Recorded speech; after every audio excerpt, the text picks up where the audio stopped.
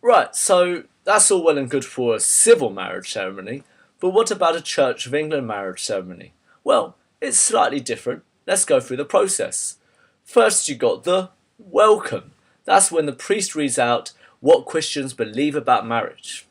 Then you've got the declarations, where two people, instead of declaring, say, in front of a court, now it's also seen that they are declaring in front of God that they want to live together. So they're declaring in front of God that they will love, comfort, honour, and protect each other as long as they shall live. As long as they shall live.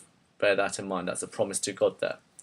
Vows are stated, so they will make vows and promises that they will take care for each other. A typical vow in a Church of England marriage ceremony is to have and to hold from this day forward, for better, for worse, for richer, for poorer, in sickness and in health, to love and cherish until death do us part.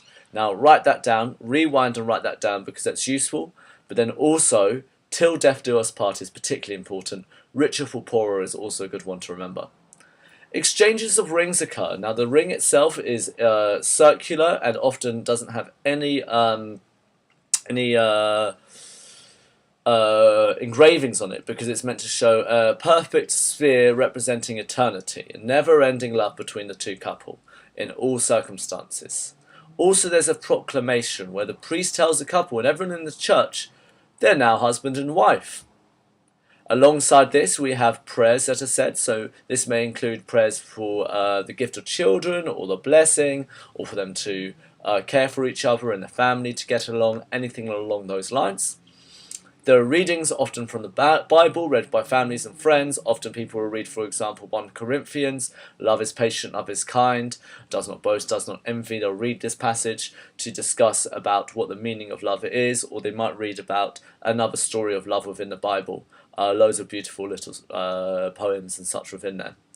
And then finally, there will be the signing of the register, which itself is a legal requirement where the bride and groom and two witnesses sign the register. This is a legal requirement that occurs. So, next time you see the marriage ceremony, okay, bear in mind there are these things that happen. I'll put them out on my fingers, okay, and you can do this too.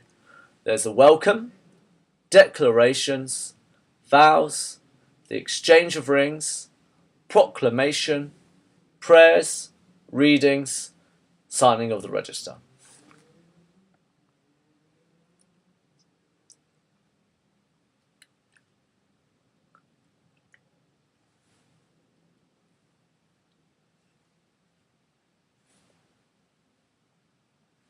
Cool.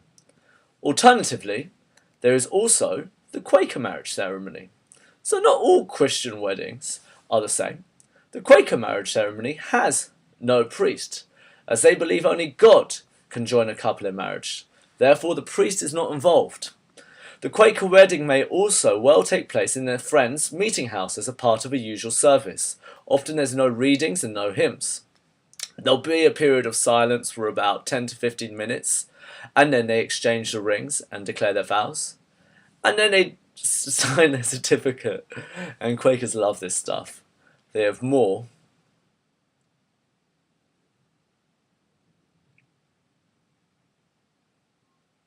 Silence. Quakers love silence. Okay, and then there might be some words attended. Quakers like it to keep it really, really modest. You know, their churches are like meeting houses, so you know they just sit around and have a little chat about God. So that's really what they like to do.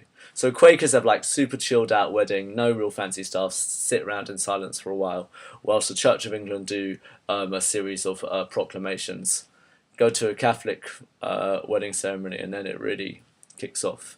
Lots and lots of symbolism and such things there. Right, where's the thing?